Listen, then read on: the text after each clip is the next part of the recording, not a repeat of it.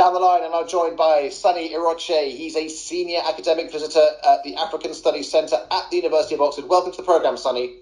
Thank you, Karen, for having me. You're welcome. You've come on to tell us about the challenges and opportunities of investing in Nigeria. Why don't you just go ahead and tell us about that? Okay, we always say in the investment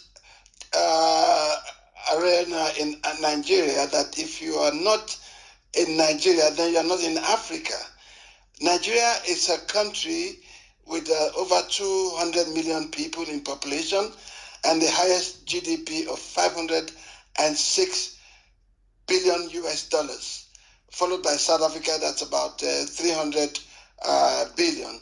So Nigeria is your investment destination if you're a foreigner looking for a high return on your investment, which we investment bankers call ROI. Your return on investment is key to your shareholders and to your company. But do you really want to compare yourself with South Africa? I hear that country is a bit of a mess. They've got power cuts, violence, political turmoil, corruption. That's not a very good example, is it? Well, we are only comparing to the extent of our gross national product, the GDP of the country, and nothing else. But that's not why I'm here in your studio. I'm here to tell you and to reiterate that if you think you're in Africa and you're not in Nigeria, then you're not in Africa. So Nigeria is your investment destination at all times. Nigeria is known for its oil exports. It's known also as controversial, the pollution and other problems in the Niger Delta, that kind of thing.